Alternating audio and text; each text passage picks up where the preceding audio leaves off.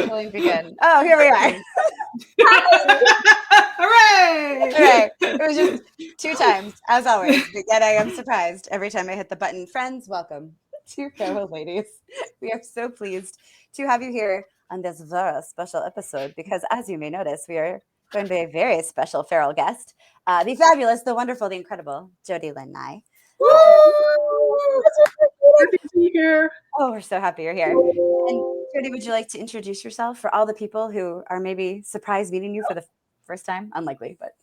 My name is Jody Lynn Nye. I write mostly science fiction and fantasy, most of it with a humorous bent. Over the years, I've produced about 56 books and over 200 short stories. I teach writers' workshops. I am the coordinating judge for the Writers of the Future contest, so I read hundreds of stories a quarter. My goodness, yes. And I have written game materials for Mayfair Games, and I dabble where the opportunity arises. Mm-hmm.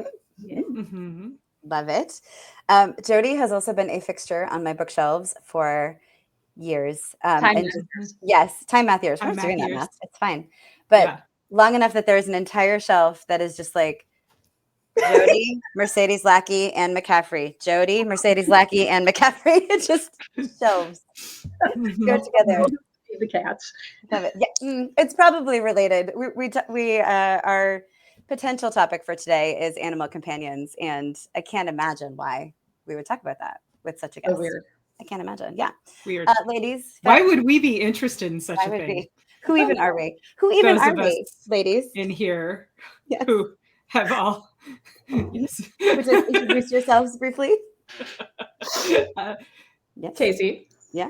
Sure. I feel like I always go first. You should go first, Melissa. Okay. Hi, I'm Melissa Olthoff. I write sci-fi and fantasy, and I always sneak in romance because I write what I love to read. Yes. Yeah, and it's super good romance too. Like always. Yeah. Hi, I'm Kacey Ezell. I write emotionally charged adventure, fantasy, and science fiction, to include alternate history and some other stuff. I'm very genre fluid. I can't pick a lane. We love it. And yeah, I'm super excited to do this version. What's the word? Episode. This episode. Thank you. Yeah, words are hard, you guys. Mouth words, finger words, they're all hard. Yeah, different than finger words. And I am Marisa Wolf. I write science fiction and fantasy that will absolutely end in hope. I promise, I swear to you. The path along the way might not be as smooth and hopeful. But we get there, and that's what matters.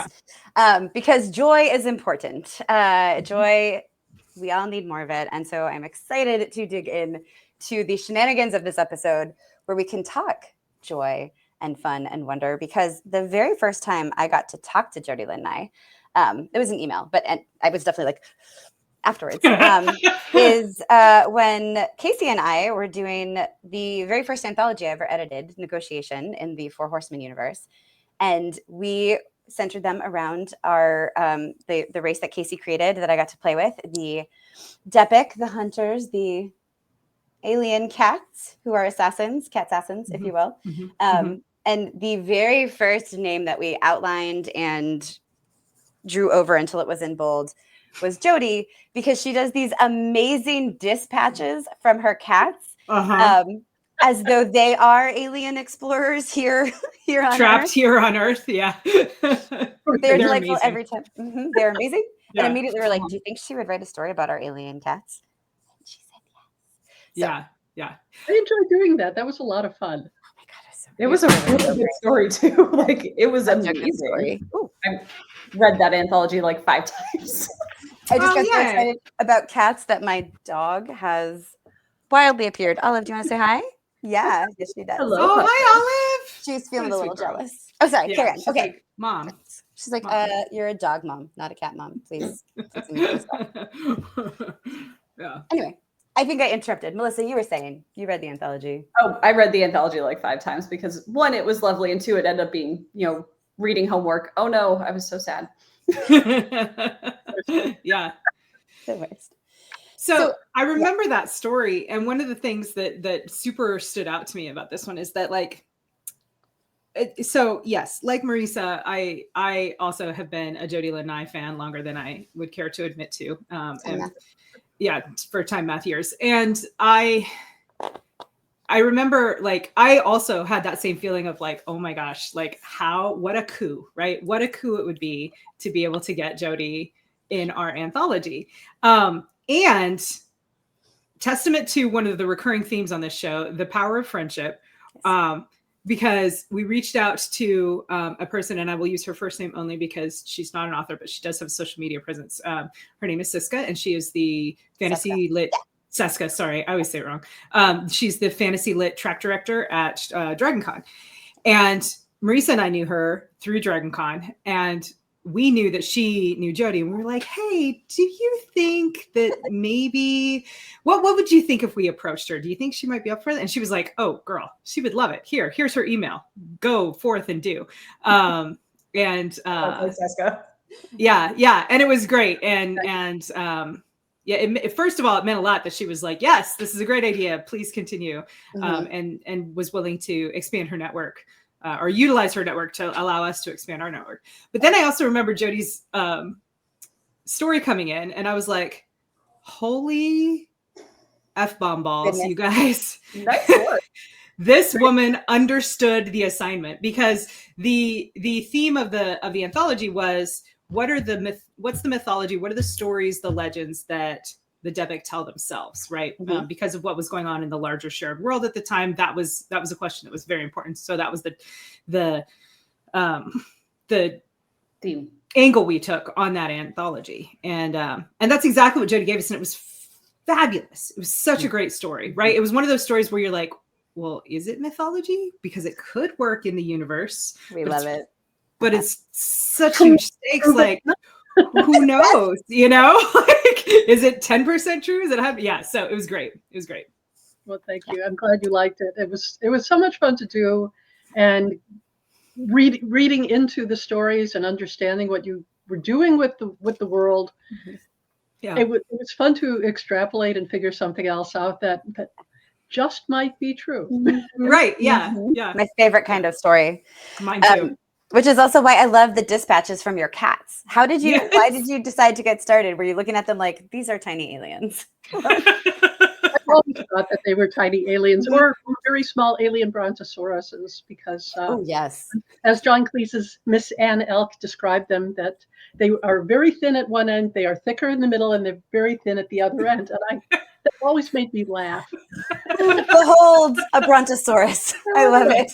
But they are in fact like aliens. And the way that the 3 cats we have now arrived with us, we have a friend in Texas who does cat rescue.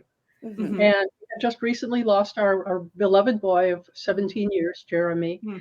And I was not ready for another cat yet. I just wasn't. Yeah. And yet Bill and Teresa said, it's time. It really is time. And Teresa had actually said before we got Jeremy, I had lost my precious Lila. And she said, I have your next cat when you're finally ready. And it's kind of the same way that she said, Athena needs to be out of this shelter, out of my care, because she's very small and she's being run over by the bigger cat I'm caring for. So she spends all her time perched on Teresa's prize saddle near the window.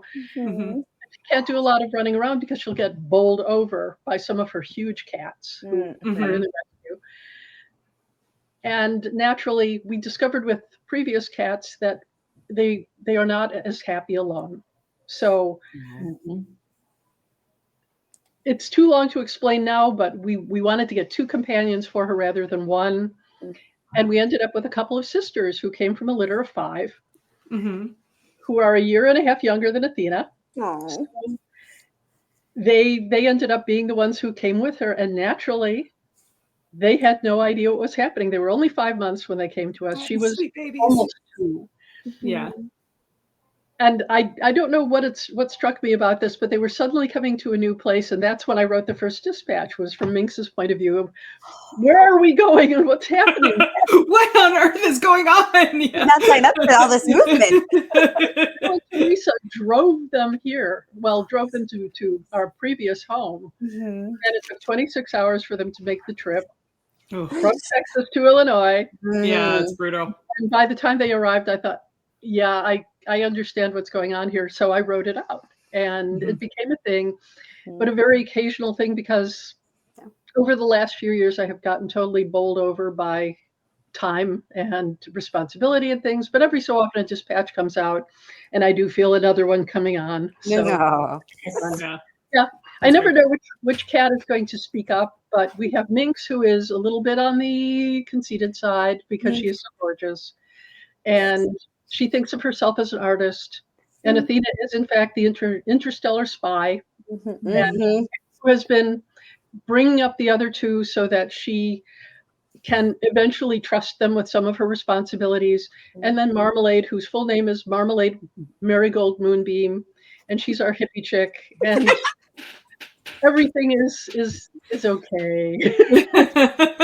So their personalities all work out pretty well. Oh my gosh. Did they already have those personalities and that's why you named them? Or did you name them and then they fully lived into their personalities? Minx was always Minx. But when Marmalade came to us, she had been given the name Pumpkin, which doesn't suit her at all. Gotcha. She became Marmalade because, let's be fair, she's orange, she's sweet and thick. My kind of girl. Yeah. That girl. Yeah. And Athena originally was named Xena Warrior Princess, but she was 7 pounds. She was a warrior princess. So we decided that she was showing a great deal of wisdom. She could be Athena, goddess of wisdom, and war, because she could make war necessary. But so, she's a warrior of the mind. She is. So their personalities actually worked out pretty well. Minx expects everybody to do exactly what she thinks they ought to do. Right. And the other two are very much like the personalities I wrote. So that's awesome. It's a lot of fun. Do you think you'll ever collect those dispatches and compile them and publish them? I hope you do.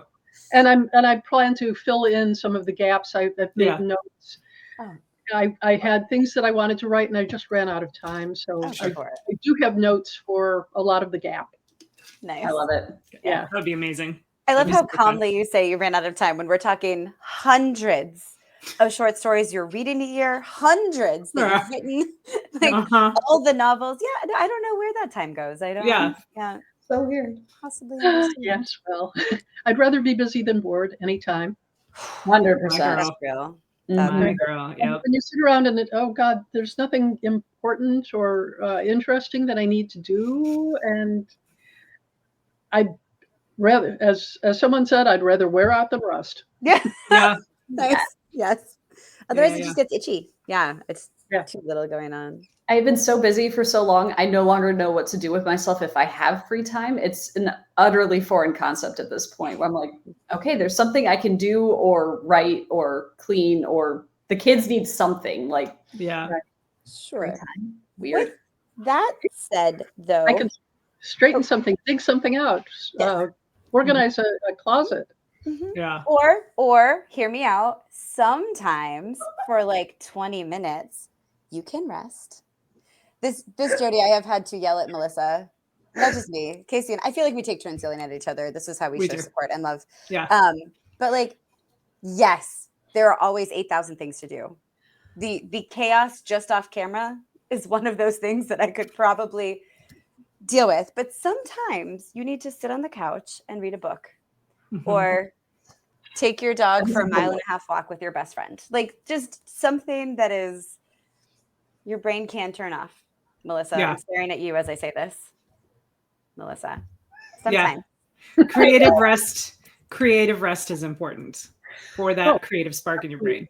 Yeah. And you have to fill up the well again before you can draw from it. Yes. Absolutely. Yes. I did actually watch TV the other day. I watched K-pop Demon Hunters, and Seska was 100% right. It is a delight, and it checked all of those boxes that I love and would have adored when I was a kid, and quite Yeah. frankly, I adore it now. So Mhm. I can't wait to watch it. I'm Yeah. waiting until Alicia comes home Yeah. so I can get everybody's jokes. Yeah.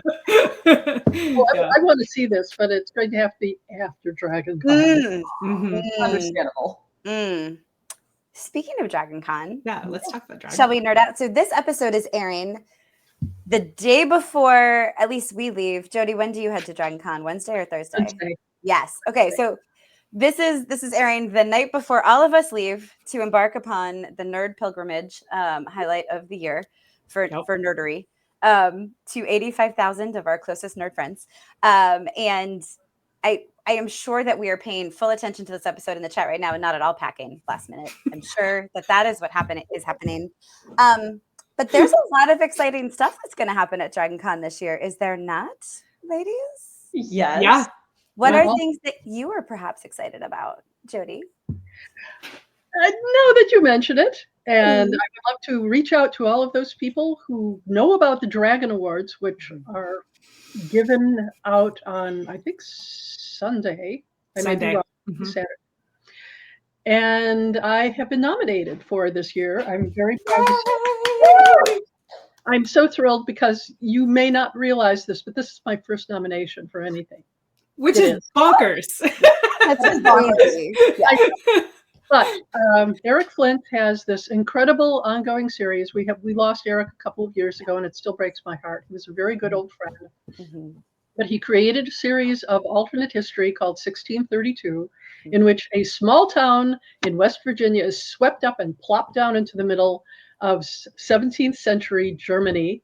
And believe me, the Americans have a lot more effect on the Germans than vice versa. Mhm. The series has grown up so much that people who read the first book could not possibly anticipate how it has grown and how many Mhm. other authors that Eric brought into the series or allowed to join the series. There have been pathways to publication for so many people. I have friends who have told me Eric was their first professional sale, Mhm. and that they have continued to love the series, or they participated in the Grantville Gazette, which was a side project to the line of novels, of which mine is number 37, and I think the 38th one has come out. I know, it's So marvelous. exciting. So many different people wrote with Eric, and I'm the last of whose novel Eric had input into, because we lost him even before we really got moving on things. And I hope he would be proud. So, as Seska put it in one of her dispatches, this is my first nomination and his last, and it makes me sad. But let me show the cover. Yes. 1635, The Weaver's Code. It will be So on cool. your Dragon Awards ballot in the alternate history category. And for Eric and for Lou, his widow, I would really love to, and also for me. Let's be Yeah, honest. for you too. You also deserve it. Yeah. I would be thrilled beyond words, but I would also love to be able to present Lou with the statue and say, everyone remembers Eric and everyone loves him. Yes. Yes. Yes. He created such an amazing world. That would Yeah. be a great So moment. I think sure. mine is if it's not the first novel that features what they call a downtimer, someone who was born in the 17th century as the main character, Mhm. but also a woman. Yes. Yeah. Yeah. So I think that's important. Mhm. And I hope people enjoy it. I think that people who have read it have given me good reviews. I'm very happy about that. I wanted to do Eric proud. Oh my Yeah. gosh. I am sure that you have. And so folks, if you are watching, the Dragon Con Awards are free to vote for. You do not have to attend the Dragon Con convention, but the Dragon Con Dragon Con. convention. Yeah, you don't have to go to that. You can, and if you are, we cannot wait to see you. But because it is a fan award, it is a fan-driven award, Dragon Con has made it as accessible as possible. So you go to dragoncon.org. We'll put the link in Jeremy will put the link in the comments. We love you, Jeremy. Yeah, we do. It's dragoncon.com We cherish our friendship. dragoncon.org/awards.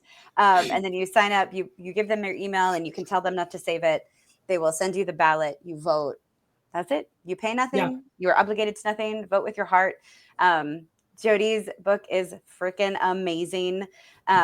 And Okay. again, Eric's last nomination and Jody's first, and that's pretty gorgeous. And there are other incredible books. These are some stacked categories, y'all. No.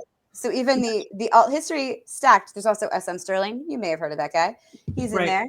He's a very old friend.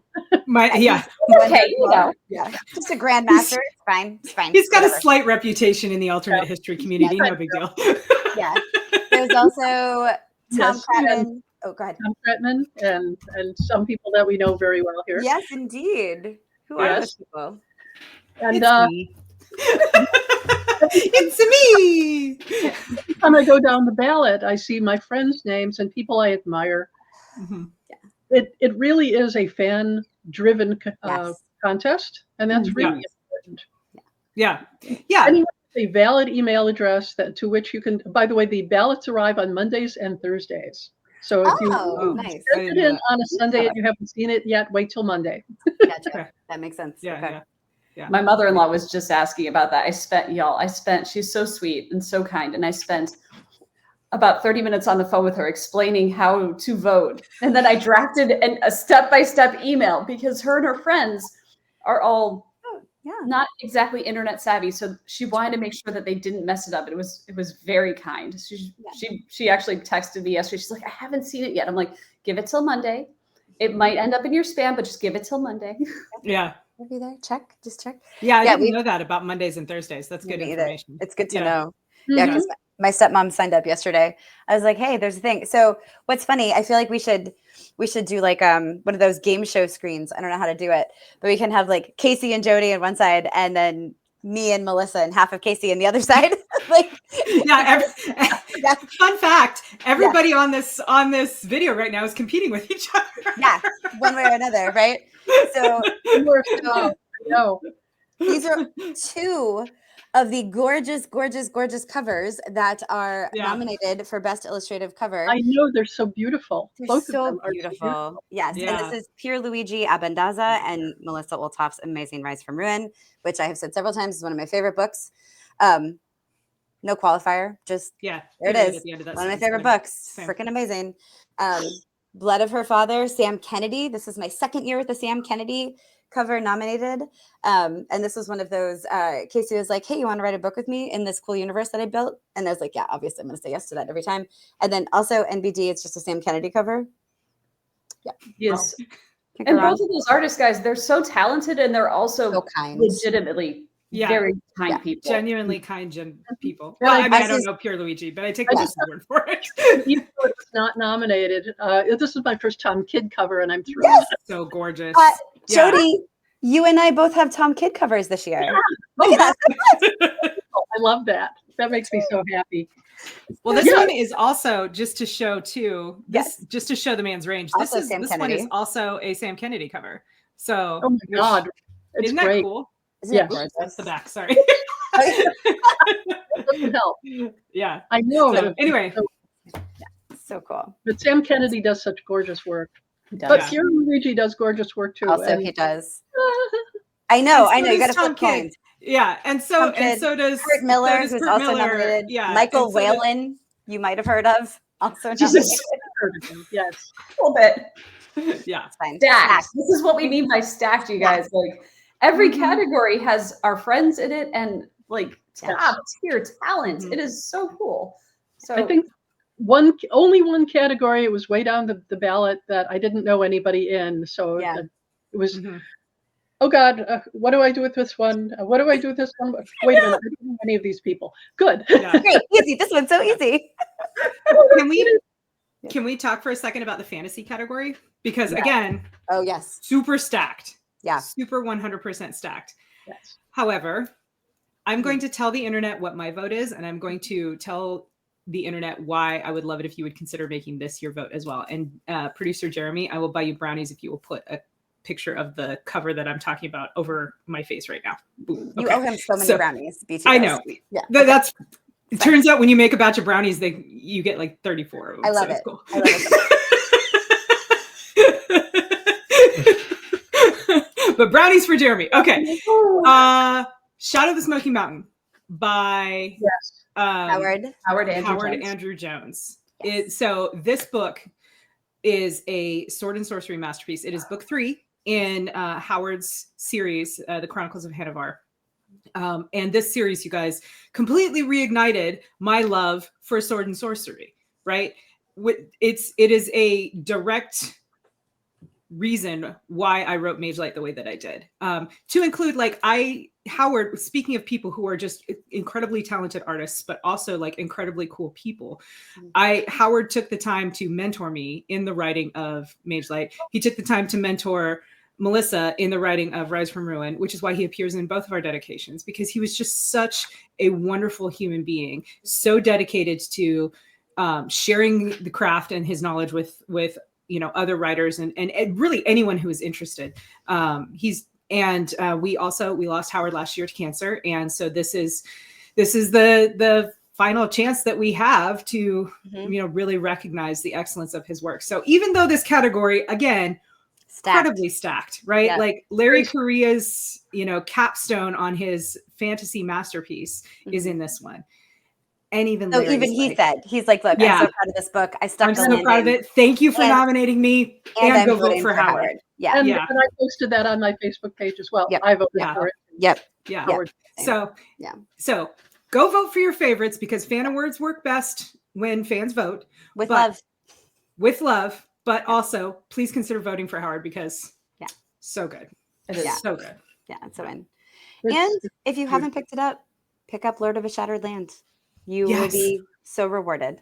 Which is the first book in the Chronicles of Hanavar series. And Howard effortlessly captured hope in those books. Yes. Yeah. That I think was one of the things that really spoke to me about it, right? Is because we've seen a lot of, like, and I'm not trying to throw shade, but we have seen a lot of fantasy works that have had sort of a, sometimes I'm trying to throw shade, but not right now. We've seen a lot of fantasy works that have more of a grimdark bent, right? And I'm not trying to yuck your yum if that's your thing. That's the whole thing. Like, I mean, I get that. And there's definitely a place for that. There's definitely a market for that. But I was getting burnt out on it, right? And so when Howard's work came along, and it was so hopeful, that's what I say when I say it reignited my love for sword and sorcery, because it was like, yes, these are the things, these heroic figures who are doing great deeds for noble purposes. And they're not perfect, and nobody's trying to say that they are. They make mistakes, and they do, they do. They're real people. 26 minutes. They do fucked up shit too, but also at the end of it is hope, right? Like that really spoke to me. Yeah. That's what I always say about science fiction and fantasy, that it's literature of hope. Yeah. We assume that we're going to come out the other end having had an adventure along the way, and nothing's guaranteed, but we hope that it will. I have to say that grimdark is not my thing. Horror is not my thing. And again, I will not yuck somebody's yum. Yeah. Right. For me. Yeah. It's not for you. Yeah. That's fair. That is totally fair. Yeah. Well, yes, exactly. Thank goodness I feel like we do live in some kind of beautiful age of literature. We have so many options. I am not counting AI written options, my loves. If somebody cannot be bothered to write it, I cannot be bothered to read it. So, but otherwise, there is such a great spread. That was a Mona Lisa Foster quote. BT Dubs, she's brilliant. I will trumpet that to the end of time. But we have so many options. We have indie, we have traditional published, we have self-published. We have so many great books out there. You can almost definitely find your specific niche joy and love. It might take some searching, because there's so much, because so many people have stories to tell. But I am on the hopeful side. And the crazier and wackier real life gets, the more I need my sci-fi and fantasy. I mean, that's why it's your tagline, right? Your professional tagline about stories that end in hope. Yeah. You make no promises about the way to get there. Yeah. I like Jody's. We had an adventure along the way. Maybe it was hard, but we come out the other side. Yeah. Most of us. And that's most of us. Yeah. I always considered myself to be the anodyne to the evening news. You watch the news and then you turn it off and you feel horrible. I want you to reach for one of my books. I want you to feel better. I want you to have a good time. I want you to get into my characters and forget about what's going on around you. Love it. There are too many things that remind me of the real world. And I don't need to be reminded, it's right there. Yeah, it Yeah. exists all the time. Yep. I read to escape reality, not to get more. No. I want adventure and action and love, and pretty much like the Princess Bride is like my ideal escape, and everything I write like aspires to that level of awesomeness. Like, Yeah. I have a slightly different perspective. I think that I read not just as, I mean, it is an escape, sure, like, you know, at its base level, but also I think I also read to remind me that those things exist in humanity, right? Because we couldn't tell stories about them if they weren't there in our essential nature, right? So yeah, exactly. So, you know, I read to remind me that people can be good people, and people can do selfless things, and that good deeds can be rewarded, you know, and that nothing bad lasts forever. And that's awesome. Well, speaking of characters and getting lost in the story and the bonds of our characters, Jody, you are known for many, many things, including your incredible characters. One of the things that jumped to mind when we were talking about how great you are some of the animal companions that you have featured along the way. I'm not going to ask the why. I feel like we feel pretty good about why animal companions. What was your favorite maybe twist or thing to do within a certain story for that relationship between your animal companions and your characters, or just your characters with each other? I like talking relationships.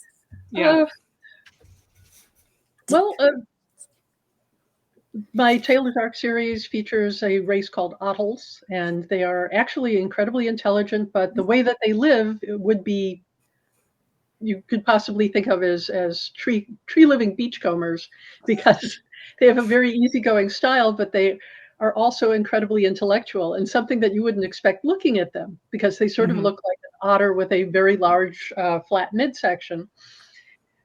And I love them. I loved including them because they were a foil for my main character, who is a doctor who's trying to get back into space to join her space merchant husband and his crew.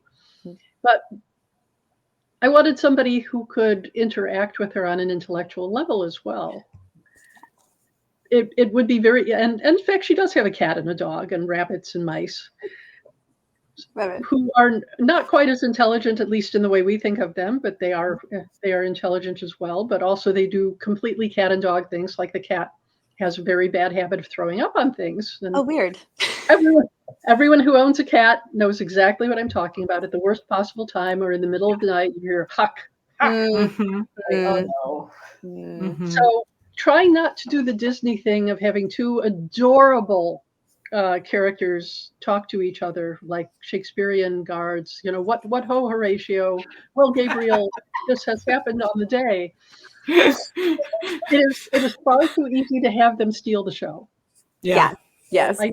I needed a character who was a legitimate character that fit into the story, and that's why the second book is pretty much about Churl's homeworld. Love it. That's very cool. It was fun to do. I have every one of my characters that I introduce as a character is a character, is a personality, has a backstory, has a reason for being there that integrates with what's going on with the main characters. I hate it when you have something that is clearly pasted on. Yep. Right. I see a lot of that, and while I love the notion that yes, when they make the movie out of this thing, you too can have an adorable creature that they make a stuffed animal out of, and you can sell 1 million of them. But on the whole, they have no real meaning for the story. Yeah. Right. And everything you put into a story is there on purpose.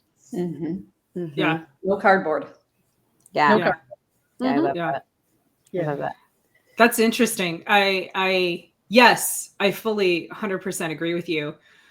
And now I'm thinking about, because I just turned in the sequel to Mage Light, and I have a character that I introduce at the very, very end of the book, because it's an ongoing series.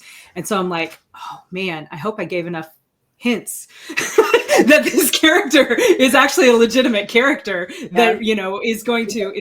She did. I did. Okay, thanks. Yeah. Thanks for validating me, you guys. I You're appreciate welcome. it. Besides, you have many more But that's chances so important, right? to fix it. Yes, right? That's true. Yeah. We'll see it 3 to 5 more times. That's right. That's right. I have, Tony has yet to give her read on it or her edits on it. So if not, I'm sure she'll identify that. Yeah, if it didn't work, you'll find out. Yeah, she'll be like, no. Yeah. Do something here. She's so great. Yeah, she's fantastic. I love working with her. Yeah, So. yeah. That's great. What's this one called? It is called Blood on the Sand. But fun fact, I screwed up when I turned it in because I turned it in the day after the Dragon Award nominations were announced. And Marisa and I did not necessarily campaign to get this book nominated for its cover. It fully deserves it, but it was something that the reader base did, which thank you reader base for doing that. Because Sam 100% deserves to be recognized for the brilliance of his work.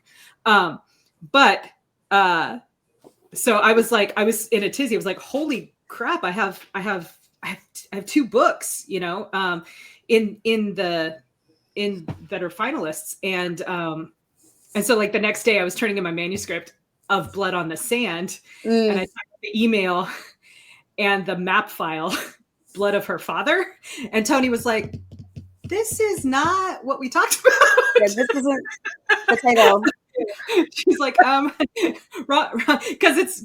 because Blood of Her Father is published by Chris Kennedy Publishing too. So she's like, Kacey, this isn't even the right publisher. What are you doing? Oh boy. Just Dragon Con. I too am human, folks. Yes, you're welcome. Dragon Awards on the brain. What are you gonna do? Okay. Yeah. Do dragons count as animal companions? Oh. If you consider humans to be the only people, then Oh, loaded. I like it. Oh. So my sound cut out just there. Oh. Was that a question directed at me, or just in general? It was a general question. I love talking about dragons. I had just said the word dragon, so then I wanted to talk about dragons more.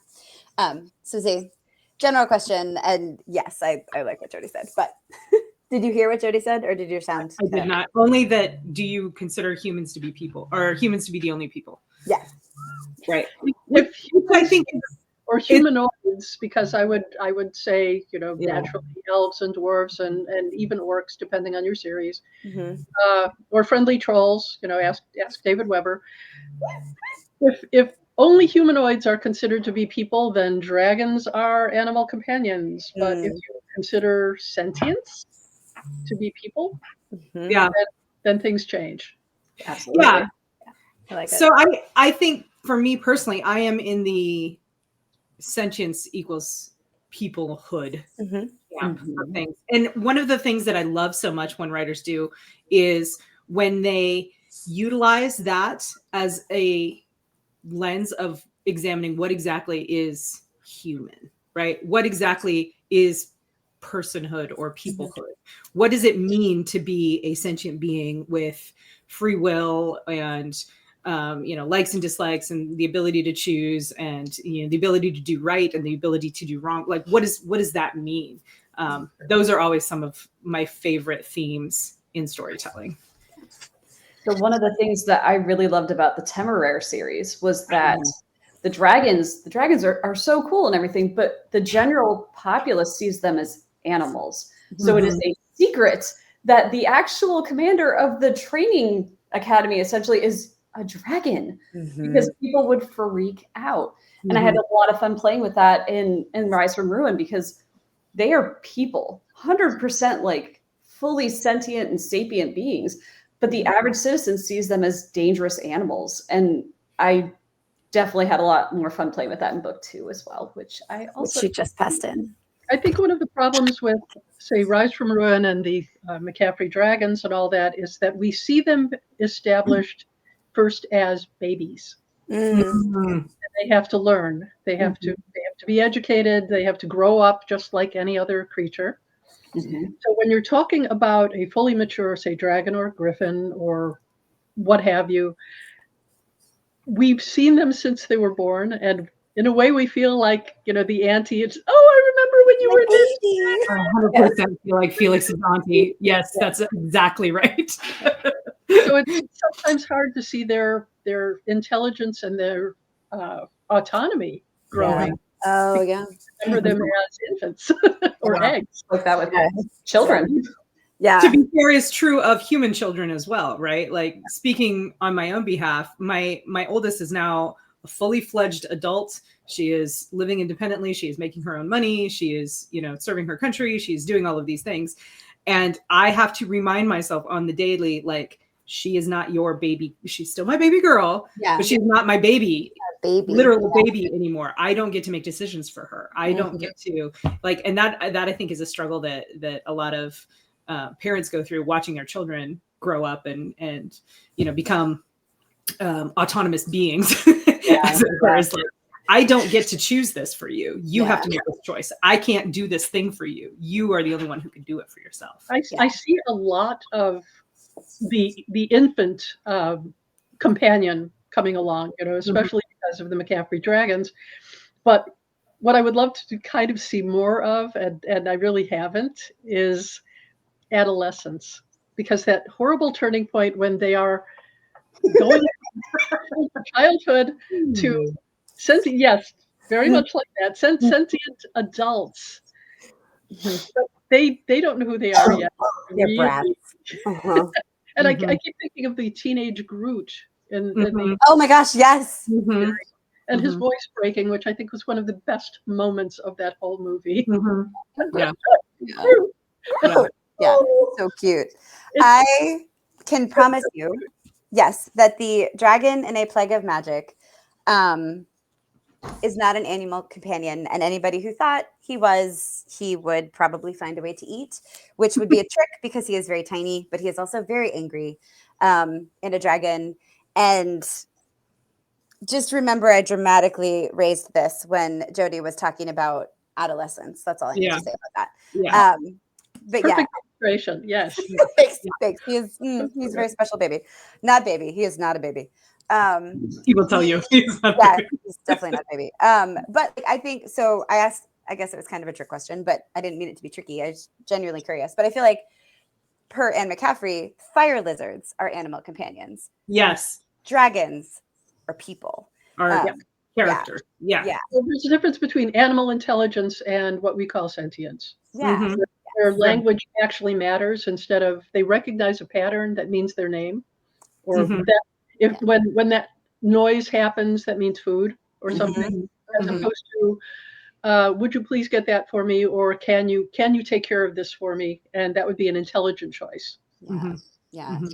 David Weber and Jane Lynskell do a really fun job showing that, with the tree cats in the friendship, the Star Kingdom books. I mean, I think David does an incredible job with the tree cats all along, and how they become companions, people, sentient races. But it's really fun to watch that come into play in their Star Kingdom series. So Melissa also, a little bit of a spoiler alert, Melissa also examined that theme in Forged in Flames. Did I get the title right? I haven't released the title yet. Okay. Jeremy, okay. You got it wrong. You were wrong. We're not going to edit it because it's incorrect. Because all we have given are incorrect titles, to the point that, speaking of Griffin Barber, who's amazing. Please do. My very favorite thing. So I have been calling it Griffin's 2 Electric Boogaloo, just for fun. And I mentioned it in passing on an editing call with Griffin for a story that is on Bain.com for free right now. Go check it out. It's called Undercurrent. But we're going through edits, and I said something about like Melissa's finishing up, or I just read it or something.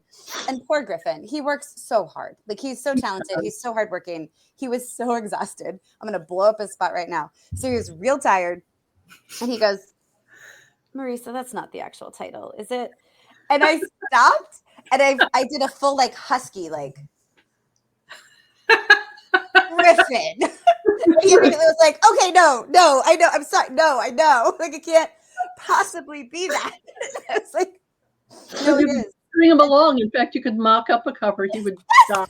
That would be hilarious. So now, we should do that. Now every Like, time we talk to thinking, Griffin, we call it something else. It's Griffin's 2 Electric Boogaloo or Griffin's 2 The Griffining. Or Griffining, yeah.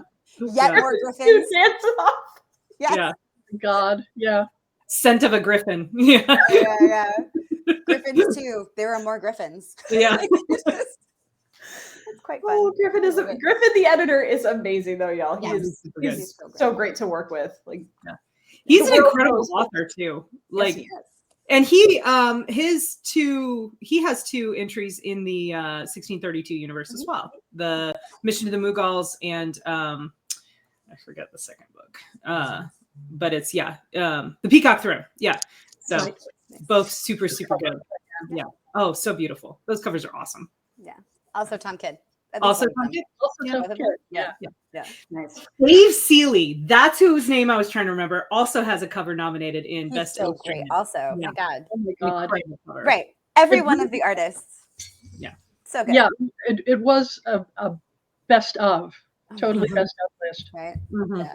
You know, it's an incredible category, and that like this is why fan awards are amazing. When Mhm. every single one, you're like, yep. Like in any given year, I would totally vote for this one. Holy crap! What am I gonna How do I do? Or Yeah. Doesn't For matter. me, it was, oh yeah, oh yes, that's beautiful. I don't know that one. Go to Amazon. Oh my God, that one's Right. Yeah. They just get prettier. I really wish my only feedback about the Dragon Awards, I wish that category had the picture of the cover Like, right next to it. Yeah. Even just thumbnails. Yeah, that you especially click on. Yeah. yeah, and it's a formatting thing, I'm sure. But like, especially when the book is listed, like, and then it's listed, but and you don't include the author because it's not the author's nomination, right? I've said that So it's several harder to times. I look know up. this isn't my Yeah. nomination, but like, if you look for Blood of Her Father by Sam Kennedy, it's gonna be real hard to find. So like, to find the right one is a little tricky, and it'd be great if we could just show everyone the gloriousness. aren't both names on it? I thought they were. The book's names are on it, but the author's names are not on it. Yeah. So if it's something that could be even a little bit ambiguous, you're like, okay, well, This one, you know, Yeah. which which I don't know. cover? Yeah, Which cover is it? Which assassin is it? Not that Assassin wasn't nominated, but you know what I'm saying. There are literally scores of books titled Yes. this. But every single one in this category is Yeah. freaking amazing. I have heard from several people who were like, I love you so much, but I flipped a coin. I was like, I get it, man. Like, I can't, there's, Yeah. what can I do? Yeah. There's no Yeah. argument. I No, was tempted right? to flip a coin. Yeah. Just What a good vote. problem. That's the thing. Just go vote because it's a fan award. Mhm. That's amazing. We are somehow getting to the end. I don't even understand. But let's because animal companions are one of my favorite tropes. What are your favorites? Who are your favorite animal companions, friends? I know. I didn't know there'd be a test. Dang it. Pop quiz. Pop quiz, hot shots. It doesn't have to be your favorite of all time, but one that whenever you think of, you're like, Oh, okay. One that I love, and animal companions are a huge trope in lit RPG as well. So obviously the most famous is probably Princess Donut from Dungeon Crawler Carl, which one of those volumes is also up for a Dragon Award in Damn it, Donut. Bring it right back around. Damn it, Donut. Yeah. But Cereboo, who is the three-headed pup of the Cerebus, the guardian of hell, is a card companion in John Stovall's Demon Card Enforcer, and he is a freaking adorable. He is a monster. Like combat-wise, he is a badass, and he just destroys the enemy, especially in the early parts of the book, right? But he's also like a puppy. He's super cute and playful and fun with all three of his heads, one of which like breathes fire as his magical attack, right? It's so cool. John did a really, really good job with Cereboo. So yeah, Cereboo is definitely one of my favorite animal companions of all time. Cereboo, I love that. That's a great name. I know, I love. You'd probably like, if you haven't, I don't know how much lit RPG you've read, Jody, but you'd probably really like the Demon Card Enforcer series. It's super good. Nice. So. I would like to. Dungeon Crawler Carl is sitting on our dining room table right at this moment, and boy, it's a Funko book. Yeah. Well, yeah, because it was written in serial originally, so you know, you just kept writing. Right, just keep going. What are you gonna do? Yeah. There are so many to choose from, and it's kind of like when you go to the doctor's office and the doctor asks, "Do you have any questions?" and Nothing. your mind goes blank. But one of my favorites would have to be from the Harry Dresden books, Mouse. I love Mouse so much. Just that tiny little puppy with the ginormous paws, and Harry going to Thomas, his brother, like, "Why did you get the large puppy dog food?" was amazing. He grows into this like ginormous dog who also is not entirely ordinary. Like Mouse is one of my favorite characters from that series. He is the goodest boy. He is the goodest boy. Well, Yeah. I have to go over to Terry Pratchett and Grebo, Oh, Yes, yes. Manioch's cat, because he is exactly what you would think of as the tough bruiser who goes out and beats up all the neighborhood cats, but he's still Manioch's little kitten, Little and he precious knows it. baby. Yeah. Yeah. And I only lump him in as sort of an animal companion because he doesn't speak so that we understand him, is the death of rats. Yeah. Yeah. I love the death of rats. He's a wonderful creature. Oh my gosh. I do have to speak up for my mentor and writing buddy, Anne McCaffrey, and fire lizards, because Yes. Oh, I love the fire lizard. That was going to be my vote. kittens with thumbs and wings. Yeah. Mm-hmm. What's Little not tails. allowed? No cookie is safe. Yeah. No, nor should it be. All snacks I belong wanted to fire it so lizards. bad. Yeah. I mean, I still I want mean, one, to be clear. The fact I have tiny shoulder dragons, Uh-huh. several for this reason. Like just Yeah. Mm-hmm. I'm going to be on a panel at Dragon Con about dragons, and I have a Butch Honick shoulder dragon, which I'm going to wear because it's so beautiful. Oh, I love. We are also on. Are we also on that panel? No, we're on the Pern panel. Well, we're on the Pern panel, not the Dragon panel. Yeah, and you're going to be on the Pern panel with me. So Yes, we should all wear shoulder dragons for that panel. that's a great idea. Okay. Yes. Okay. Something else to put in your suitcase, Marisa. I know. I'm like, but no, I'm looking around like, which one will I bring? I might need you to bring one for me, Marisa, because I haven't been able to find mine since we moved here. I might have been a casualty of the move. So this one. Oh, Yes. This one was made by our friend Becca Lee Gardner, who is also an incredible author and absurdly talented. Why is she like this? She writes about dragons. She writes That's this wonderful. incredible middle grade series called Min the Mighty that my middle grader, my 12-year-old, absolutely loves. And the main character is Min, who is a very small dragon who refuses to let the fact that she's smaller than everyone else stop her. Yeah. It's awesome. It's really Because good. of who I am. If you've ever watched a small calico cat boss everybody, other cats, and dogs in the house around, this is so believable. Yeah, you know how it works. I will tell you, I keep my dragons very, very calm and pleased because this one gets to wrap around this slab of Labradorite. I have my horde, and all of my dragons have their own little hordes. Also, Marisa's a very good Drake Warden. yeah. Also, my character in D&D because I can't get enough. I don't know. I was gonna say fire lizards for my favorite animal companion, just like blanket.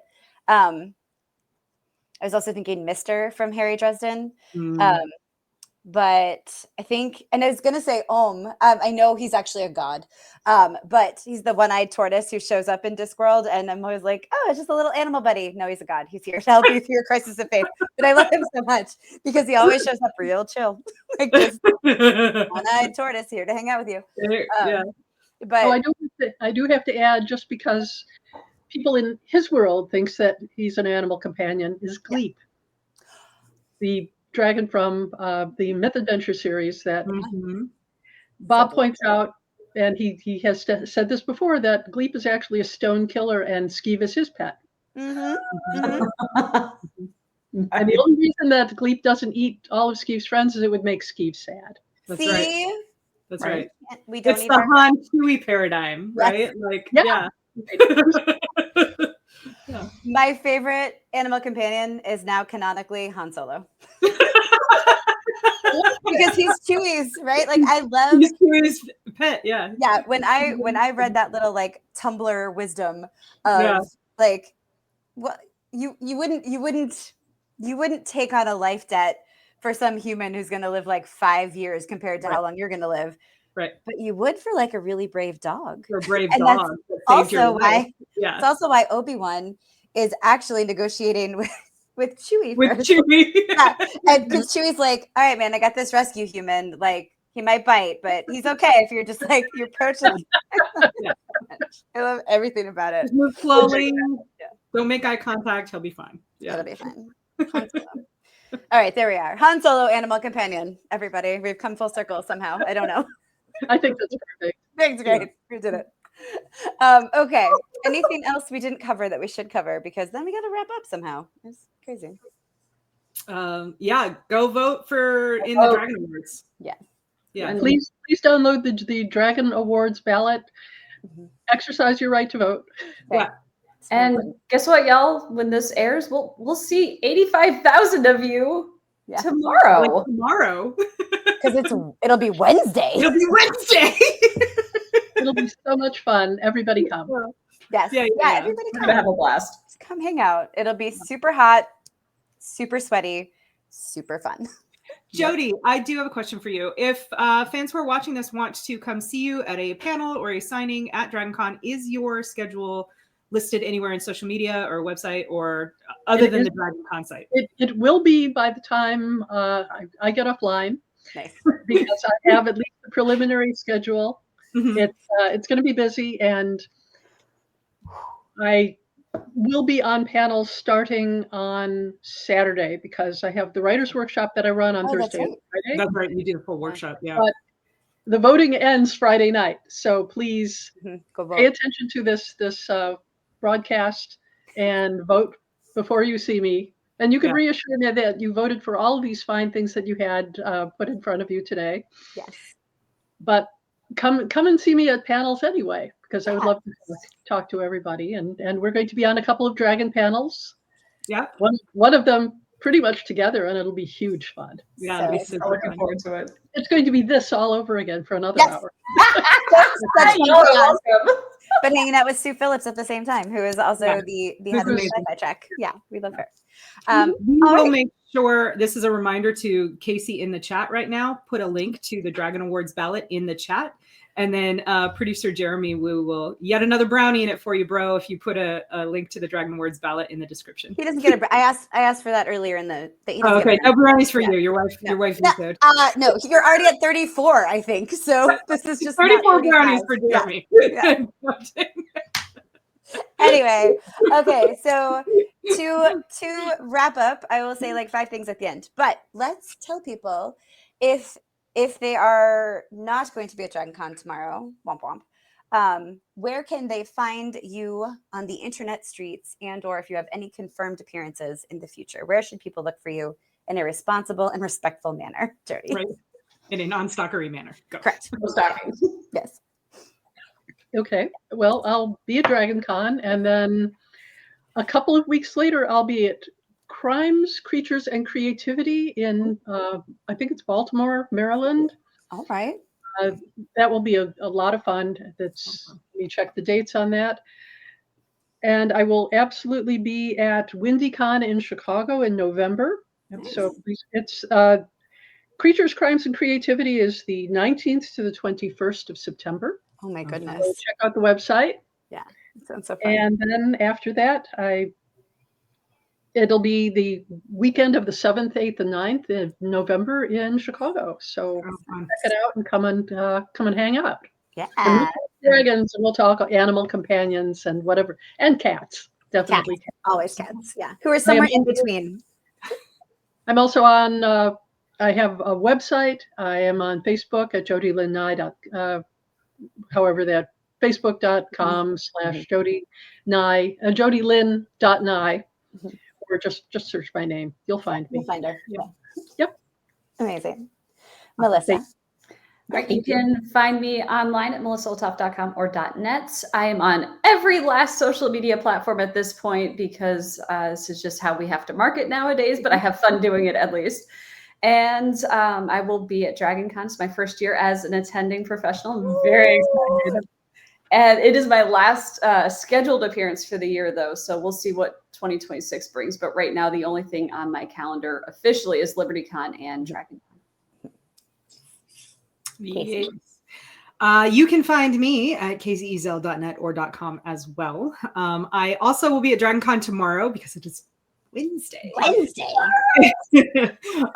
And I'll be at DragonCon basically for a week, which is amazing. And then that too is my last scheduled in-person appearance for 2025.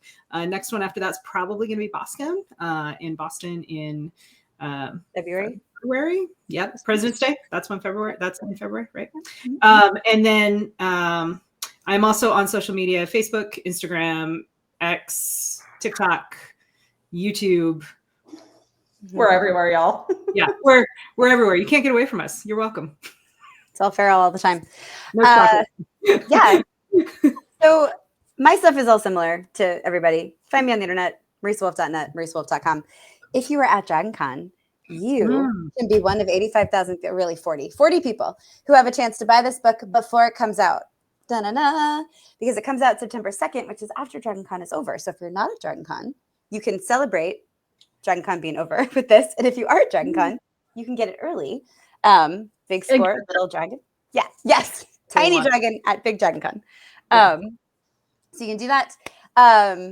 I don't know what 2026, I have no idea what 2026 will bring. Although it will bring several books because I am writing them. So, it's like a May flowers, April showers situation. And you can find me every other week on this channel, Feral Ladies. So if you have enjoyed yourself, which you are here to the end, so I imagine that you have, go ahead and click that thumbs up. If you have not already subscribed to our channel, please do. We'd love to see you more. We are always like this. Pretty much. Promise, threat, I don't know. Please enjoy the plethora of stories that are out there because as I think Kacey said earlier, storytelling is what made us human. So go celebrate humanity, read the books that you love, nominate them for awards, vote for them for awards where possible, and go have fun because the world needs more fun. And the more of us who are out there living in joy and fun, better the world will be. There you go. See? Ends in hope. Whatever. So good. So good. Well done. I don't know where the stop recording button is, so we're just going to be here another awkward minute or two. It's fine. It's like when you say goodbye to someone and then walk together like for the next 50 feet. Yeah. Okay. Everybody say bye. I found it. Bye.